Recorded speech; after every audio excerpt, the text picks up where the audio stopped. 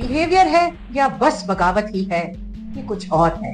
क्या आप उनके बिहेवियर को समझना चाहती हैं? उनके जिद, उनका चीखना चिल्लाना, कहना ना मानना इतना डिफिकल्ट क्यों है और इस पर क्या कर सकते हैं? बच्चों के बिहेवियर के बारे में वो जानते हैं जो आज तक आपसे किसी ने नहीं कहा। बच्चे को बड़ा करने में 3 बीज बहुत बहुत इंपॉर्टेंट हैं। बिहेवियर, बगावत और बातचीत। पर प्रॉब्लम जानते हैं कहाँ है? हम बिहेवियर को बगावत के साथ एसोसिएट कर लेते हैं, दोनों की बाउंड्रीज में कंफ्यूज हो जाते हैं। पर बिहेवियर इज ऑल अबाउट बातचीत, नॉट बगावत। आज एक बहुत जरूरी मीटिंग है, उस पर आपको थोड़ा काम करना है, पर उससे पहले आप जल्दी उठी, आपने घर का काम किया, बच्चे को उठाया, उसे नाश्ता करवाया, नहला भी दिया।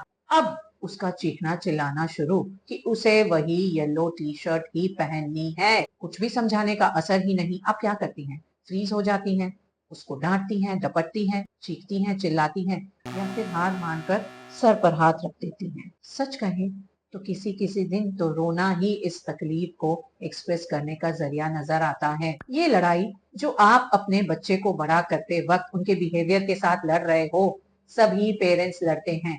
कुछ कहते हैं कि स्ट्रिक्ट हो जाओ, कुछ कहते हैं लीनियंट हो जाओ, उनकी बात मानो। आपको ढेर सारी एडवाइसेस मिलती है और हर एडवाइस कॉन्ट्राडिक्टरी। एक कहे दाएं जाओ, एक कहे बाएं जाओ। आपको समझ ही नहीं आता कि क्या करना है। और उस पर तुर्रा ये है कि आपसे उम्मीद की जाती है कि बच्चे का जैसा भी बिहेवियर हो, आप शांत हो, काम हो, कंट्रोल्ड हो।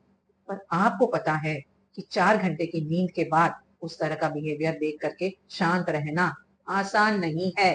आपके साथ एक सीक्रेट शेयर कर दूं, ये बिहेवियर आप उनके साथ सख्त या नर्म होकर नहीं चेंज कर सकते।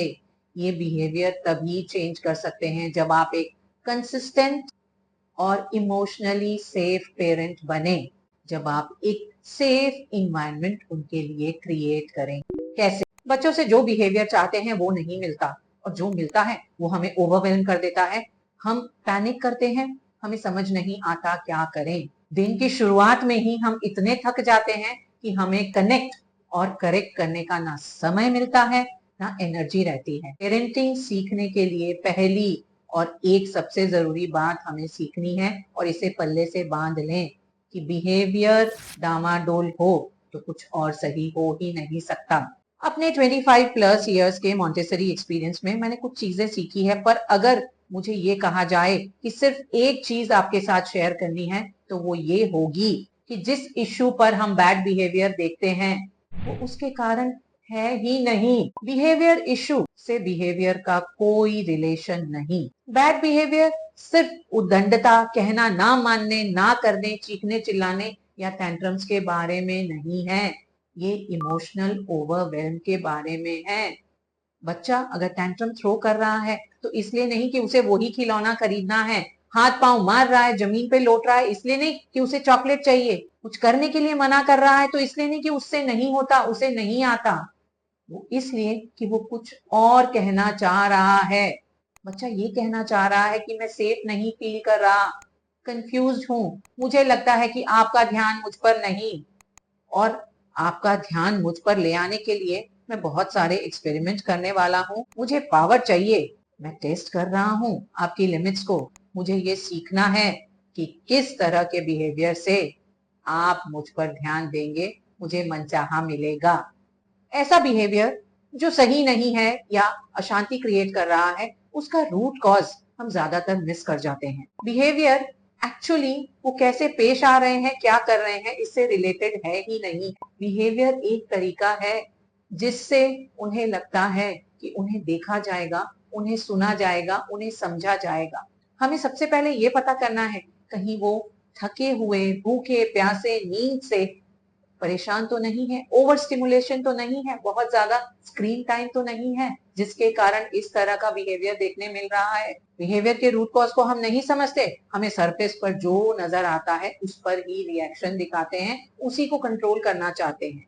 पर हमें समझना होगा कि ये बिहेवियर जो अनवांटेड है किस लिए है।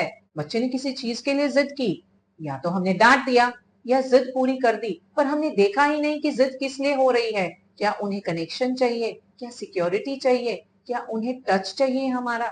प्रॉब्लम है ना और भी बुरी हो जाती है जब हमारे पास ऑलरेडी समय की कमी है, इमोशनली थके हुए हैं और एक वक्त पर सबके लिए सब कुछ करना चाह रहे हैं। आइए जानते हैं उन बिहेवियर प्रॉब्लम्स के बारे में जो बच्चों में हम कॉमनली देखते हैं। बच्चे का जिद पर अड़ना, रोना, जमीन पर लोट जाना, जम जाना, उन डिमांड्स के कारण है जो पूरी नहीं हुई, या फिर बच्चा ओवर स्टिमुलेटेड है, बहुत ज्यादा थका हुआ है, भूखा है, प्यासा है, नींद आ रही है, या ज्यादा एक्साइटमेंट वाला एनवायरनमेंट आसपास है। और एक टिप, ये टैंट्रम, ये बिहेवियर और भी बिगड़ जाएगा, खराब हो जाएगा अगर आपने उस मोमेंट में बच्चे को समझाने या उससे बहस करने की चेष्टा की। जब भी आप ऑफिस जाती हैं, बच्चे का टैंट्रम शुरू, रोना, चिल्लाना, आपको पकड़ करके खड़े हो जाना, ये इसलिए है कि बच्चा सेफ फील नहीं कर रहा, उसे डर है कि आप उससे दूर हो रही हैं। जब बच्चा जिद पे अड़ा हुआ है, आप कुछ भी नहीं कर सकते। एक रूटीन बना दें, जाते वक्त एक हग, एक हाई फाइव, एक फ्लाइंग किस और कहें शाम को मिलते हैं। ये टेंट्रम अपने आप कम हो जाएगा। ज्यादातर आप लड़कों में देखेंगे, मारना, चीजें उठा करके फेंकना उद्दंडता नहीं, डिसरेगुलेशन है। उनकी बॉडी इमोशन से ओवरफ्लो हो रही है, उन्हें नहीं पता क्या करना है। इस समय इतने ज्यादा इमोशंस हैं कि उनका इमोशनल ब्रेन उनके लॉजिकल ब्रेन को हाईजैक कर ले रहा है और वो वही करते हैं जिससे उन्हें रिलीज मिले, उन्हें थोड़ी शांति का एहसास हो। आपका काम इस वक्त सिर्फ शांत रहना है, शांति दिखानी है और फर्म बाउंड्रीज सेट करनी है। बात नहीं सुनना या जितनी जरूरत हो उतनी ही सुनना। आपने बच्चे से 4-5 बार कहा खाना खा लो, खाना खा लो, खाना खा लो, उनके कानों पर कोई जू ही नहीं रहेंगी। लेकिन जैसे ही आपने चिल्लाकर कहा खाना खाओ, आप देखेंगे वो खाने की प्लेट तक उनके हाथ पहुंच गए। ऐसा क्यों? क्या पहले उन्होंने सुना नहीं था? पहले भी उन्होंने सुना था, लेकिन वो आपकी लिमिट्स टेस्ट कर रहे थे, वो उस पॉइंट का वेट करते रहते हैं। उन्होंने यही सीखा है कि जब तक आप स्ट्रिक्ट नहीं होंगी, आप उस काम के बारे में सीरियस ही नहीं है, इसलिए आपको उस पॉइंट तक पहुंचना ही नहीं है। 2-3 बार उन्हें उनके हाल पर छोड़ दें। खाना नहीं खाएंगे तो कब तक भूखे रहेंगे? होमवर्क नहीं किया तो उन्हें ही पनिशमेंट मिलेगा। जब अपने एक्शंस और नॉन एक्शंस के परिणाम भुगतेंगे तो अपने आप सीख जाएंगे। मुझे ये नहीं करना, मुझे वो नहीं खाना, मुझे ऐसा नहीं करना, मुझे यही करना है। आपके बच्चों के साथ भी आपके पावर स्ट्रगल्स होते हैं। हर रिलेशन की तरह बच्चों को भी आजादी चाहिए। छोटे हैं तो क्या हुआ, अगर उन्हें हर समय ऑर्डर्स ही मिलेंगे तो उन्हें भी सफोकेटेड फील होता है, इसलिए वो और जिद करते हैं और ना करते हैं, मनचाहा करना चाहते हैं। आपको उन्हें सिर्फ चॉइसेस देनी है, लेकिन ऐसी चॉइसेस हो जिसमें कंट्रोल आपके हाथ में है। आप उन्हें ये नहीं कहेंगे क्या पहनना है, आप उन्हें कहेंगे लाल वाला ड्रेस पहनना है या पीला वाला ड्रेस पहनना। उन्हें लगता है कि वो चॉइस कर सकते हैं, उनके हाथ में कंट्रोल है और बिहेवियर अपने आप शांत होता है। इससे उनका कॉन्फिडेंस और इंडिपेंडेंस तो बढ़ती ही है। बच्चे के बिहेवियर को शिफ्ट करना हो तो हमें कुछ कोर आइडियाज की मदद लेनी है।